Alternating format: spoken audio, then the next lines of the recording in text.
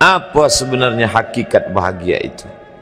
Ada seorang kaya, hartanya banyak, dia naik kereta yang besar, megah dan mewah.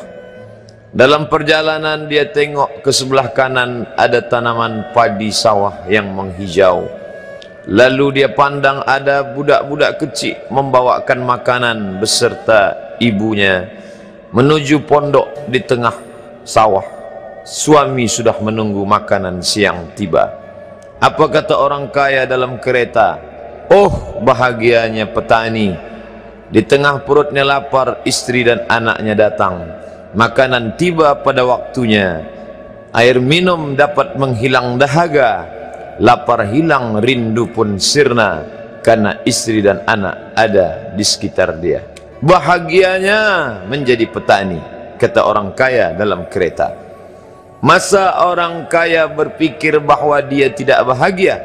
Si petani yang bersama anak di pondok tua itu pula memandang orang kaya di atas kereta. Apa kata dia? Betapa bahagianya orang kaya naik kereta, sedangkan aku hanya duduk di pondok yang tua. Maka pada hakikatnya manusia ini dua-duanya tak bahagia. Lalu sebenarnya bahagia itu di mana? Ada seorang anak yang sedang belajar di college, university. Maka dia berkata, alangkah bahagianya kalau saya dapat BA. Selepas dia dapat ijazah BA, lalu dia berkata, aku tak bahagia. Alangkah indahnya bila dapat master. Manakala dia dapat master, dia berkata, oh, betapa bahagianya kalau dapat PhD.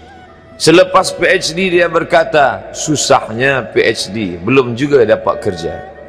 Selepas dapat kerja dia berkata, alangkah bahagianya kalau menikah. Selepas menikah dia berkata, aku tak bahagia sebab orang selalu tanya, dah punya anak apa belum?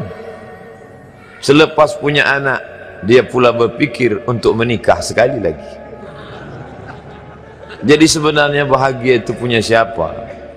Oleh sebab itu bila kita baca kitab-kitab, maka makna sa'adah, kebahagiaan, orang yang bahagia sa'id, bahagia adalah insyirahus sadr, ketika hati terasa lapang apapun yang datang.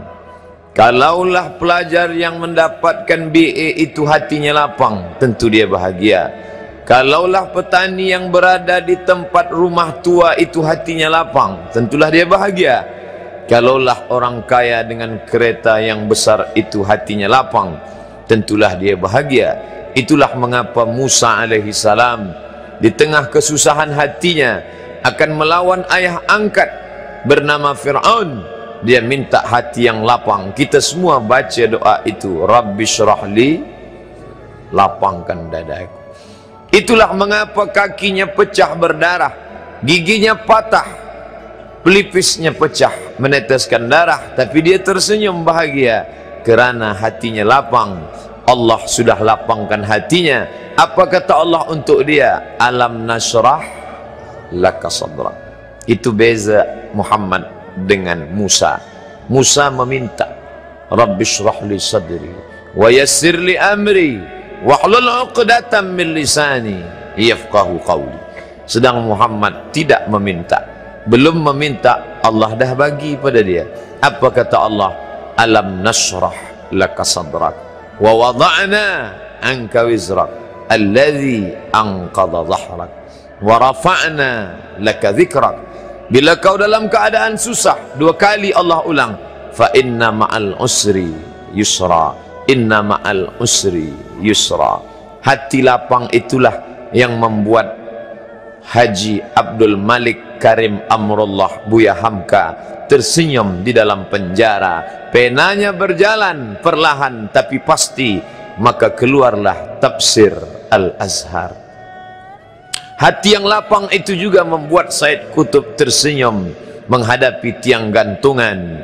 Walaupun dipenjara oleh Gamal Abdul Nasir, tapi sebelum kematiannya sempat pula menulis tafsir Fi Zilalil Quran, di bawah naungan bayang-bayang Al-Quran. Apa kata Said Qutb dalam muqaddimahnya? Al-hayatu fi zilalil Quran ni'mah hidup di bawah naungan bayang-bayang Al-Quran itu nikmat. La ya'rifuha illa man zaqaha, tidak ada yang boleh mengetahuinya kecuali orang yang pernah merasakannya. Maka bahagia adalah ketika hati terasa lapang. Bila kita nampak raut wajah orang yang tenang cerah, maka ketenangan bukan pada wajahnya. Bila nampak orang melangkahkan kaki dengan tenang penuh wibawa, maka ketenangan bukan pada kakinya. Bila tampak ayunan tangannya tak tergesa-gesa, maka bahagia bukan pada tangannya. Di mana letak bahagia itu?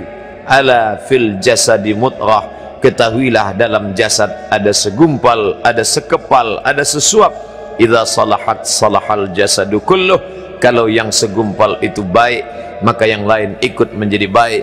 Wa idza fasadat fasadal jasadu kulluh, kalau yang segumpal itu rusak, maka dia pun ikut menjadi rusak. Yang segumpal itulah yang mengendalikan mata, telinga, tangan, kaki.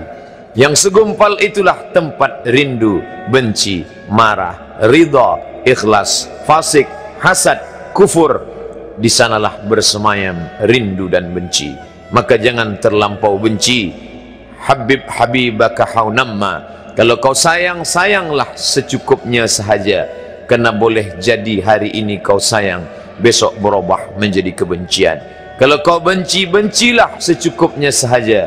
Boleh jadi esok pagi dia menjadi orang yang tersayang. Berapa banyak puan-puan berkata, siapa itu? Itulah orang yang dulu paling aku benci. Tapi hari ini masih ada juga benci, tapi tak banyak. Oleh sebab itu maka dijaga dia. Yauma la yanfa'u malun, hari itu tak ada guna harta, wala banun, tak ada guna anak, illa man atallah, kecuali orang yang datang menghadap Allah biqalbin salim, dengan hati yang salim. Qab lam ba, qallaba, berbolak-balik. Qallaba, tidak selamanya bahagia. Kadang pagi hati tenang, petang datang dia pun susah. Kadang pagi hati lapang, petang tiba dia pun gundah. Maka apa yang dapat menolong? Ala bizikrillah, ketahuilah dengan banyak menyebut mengingat Allah, tatma'innul qulub, maka hati akan menjadi lapang. Qalbul mu'min baina asabi'ir rahman, hati orang beriman berada di antara jari jemari kuasa Rahman. Kalau dia hendak, dia balikkan yang senang menjadi susah. Kalau dia berkehendak yang susah, dia balik menjadi lapang. Berapa banyak orang yang tampaknya mungkin kita kata dia susah, tapi dia masih boleh tersenyum. Sebaliknya orang yang menurut pandangan zahir kita cukup segala, makan, pakai, tapi tampaknya kesenangan tak pernah singgah. Apa sebab? Kerana hati milik Allah. Dia ada dalam diri kita, tapi dia bukan punya kita. Lillahi ma fis samawati wa ma fil ard, apa di langit, apa di bumi, milik Allah. Balikkan kepada Allah, dari Allah balik kepada Allah.